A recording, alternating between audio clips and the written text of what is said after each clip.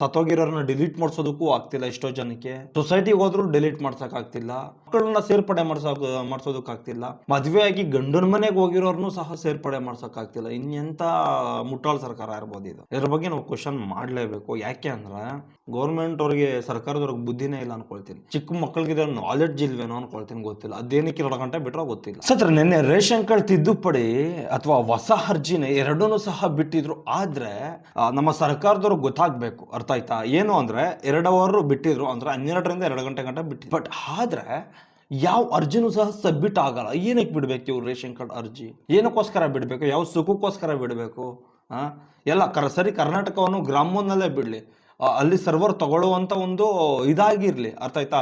ಅಲ್ಲೂ ಸರ್ವರ್ ಸಿಗಲ್ಲ, public ಲಾಗಿನಲ್ಲೂ server ಸಿಗಲ್ಲ, ಯಾವ ಸೈಬರ್ಗಳಲ್ಲೂ ಸರ್ವರ್ ಸಿಗಲ್ಲ ಅಂದ್ರೆ ಏನ್ ಅರ್ಥ? ಇದ್ರ ಅರ್ಥ ಸರ್ಕಾರದವರು ಆಸೆ ತೋರಿಸ್ಬಿಟ್ಟು ಮೋಸ ಮಾಡುವಂತ ಒಂದು ಉದ್ದೇಶವನ್ನ ಇಟ್ಕೊಂಡಿದಾರ. ಯಾಕಂದ್ರೆ ಒಂದು ಏನ್ ಗೊತ್ತಾ, ರೇಷನ್ ಕಾರ್ಡ್ ಹೊಸದಾಗಿ ಅಪ್ಲೈ ಮಾಡೋರಾಗಿರ್ಬೋದು ಅಥವಾ ತಿದ್ದುಪಡಿ ಮಾಡಿಸ್ಕೊಳ್ಳೋರಾಗಿರ್ಬೋದು, ಇದರ ಜನಸಂಖ್ಯೆ ಸಿಕ್ಕಾಪಟ್ಟೆ ಜನ ಜಾಸ್ತಿ ಇದ್ದಾರೆ, ಅರ್ಥ ಆಯ್ತಾ? ಯಾಕೆಂದ್ರೆ ರೇಷನ್ ಕಾರ್ಡಲ್ಲಿ name miss match, photo, date of birth ಅಂದ್ರೆ ವಯಸ್ಸು ಮಿಸ್ ಮ್ಯಾಚು, ಅಥವಾ ಲೋನ್ ಮಾಡಿಸ್ಕೊಳ್ಳೋದಕ್ಕೆ ಹಸ್ಬೆಂಡ್ ಹೆಸರು ಚೇಂಜ್ ಆಗ್ಬಿಡೋದು, ಅಡ್ರೆಸ್ ಚೇಂಜ್ ಮಾಡ್ಕೊಬಿಟ್ಟಿರ್ಬೋದು, ಅಥವಾ ಇನ್ನೇನಾದ್ರೂ ಸತ್ತೋಗಿರೋರನ್ನ ಡಿಲೀಟ್ ಮಾಡಿಸೋದಕ್ಕೂ ಆಗ್ತಿಲ್ಲ ಎಷ್ಟೋ ಜನಕ್ಕೆ. ಸೊಸೈಟಿಗೆ ಹೋದ್ರು ಡಿಲೀಟ್ ಮಾಡ್ಸಕ್ ಆಗ್ತಿಲ್ಲ.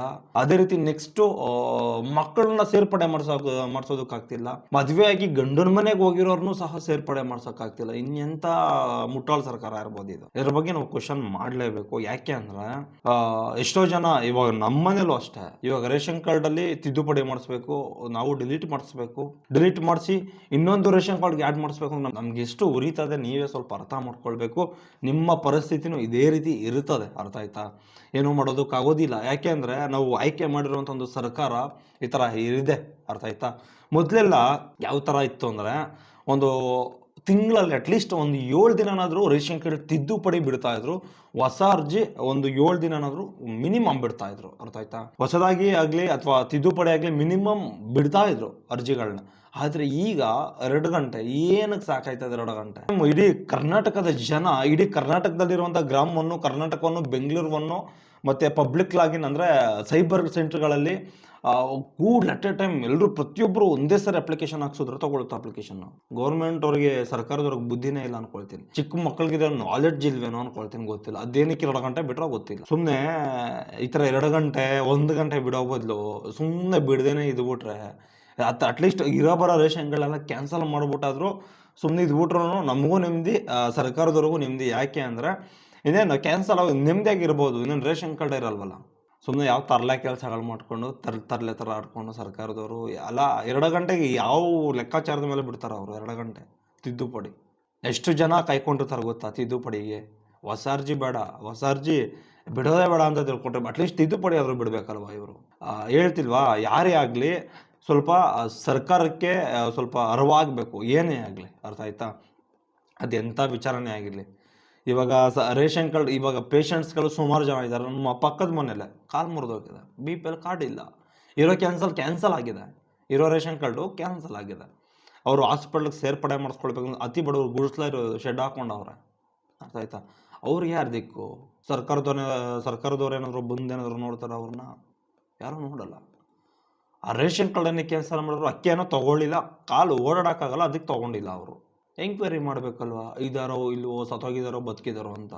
ಆಟೋಮೆಟಿಕ್ಕಾಗಿ ಡಿಲೀಟ್ ಮಾಡಿಬಿಟ್ರೆ ಇದ್ರೆ ಒಂದು ಇನ್ಫಾರ್ಮ್ ಮಾಡಬೇಕು, ಕ್ಯಾನ್ಸಲ್ ಮಾಡ್ತೀವಿ ಅಂತ. ಯಾಕೆ ಸೊಸೈಟಿಯವ್ರು ಅಕ್ಕಿ ಕೊಡೋದಕ್ಕೆ ಬರೋದಿಲ್ವಾ? ಇದೆಲ್ಲ ಸರ್ಕಾರದವ್ರಿಗೆ ಗೊತ್ತಾಗೋದಿಲ್ವಾ?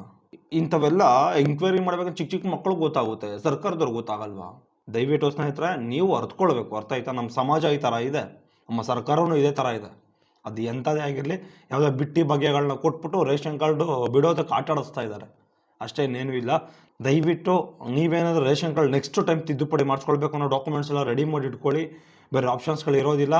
ಈ ಥರ ಒಂದು ಪರಿಸ್ಥಿತಿಗಳು ನಿಮ್ಮದೆಲ್ಲ ಪ್ರತಿಯೊಬ್ಬರಿಗೂ ಸಹ ಇದೇ ಪ್ರಾಬ್ಲಮ್ಗಳಿರೋದು. ದಯವಿಟ್ಟು ನೀವೇನು ಮಾಡ್ತೀರಾ ಅಂದ್ರೆ ಕೂಡಲೇ ಡಾಕ್ಯುಮೆಂಟ್ಸ್ಗಳೆಲ್ಲ ರೆಡಿ ಮಾಡ್ಕೊಂಡು ಇಟ್ಕೊಂಡಿರಿ. ಬಿಟ್ಟಿದ ತಕ್ಷಣ ನಾನೇ ನಿಮ್ಗೆ ಒಂದು ದಿನದ ಹಿಂದೆ, ಅಟ್ಲೀಸ್ಟ್ ಒಂದು 4-5 ದಿನದ ಹಿಂದೇನೂ ಗೊತ್ತಾಗಲ್ಲ ನಮಗೆ.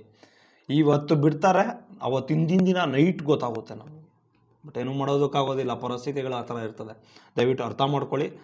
ತಿದ್ದುಪಡಿ ಸೇರ್ಪಡೆ ಮಾಡಿಸ್ಕೊಳ್ಬೇಕು ಅಂದರೆ ಕೂಡಲೇ ಎಲ್ಲ ತಯಾರಿಗಳನ್ನ ಮಾಡ್ಕೊಂಡು ಇಟ್ಕೊಂಡಿರಿ. ಯಾವಾಗ ಬಿಡ್ತಾರೋ ಗೊತ್ತಿಲ್ಲ, ಬಿಟ್ಟಿದ ತಕ್ಷಣ ಇಮಿಡಿಯೇಟ್ಲಿ ಸೇರ್ಪಡೆನೋ ತಿದ್ದುಪಡಿನೋ ಡಿಲೀಟೋ ಫೋಟೋ ಚೇಂಜು ಅಡ್ರೆಸ್ ಚೇಂಜು ಏನು ಬೇಕಾದ್ರೂ ಮಾಡಿಸ್ಕೊಳ್ಬೋದು.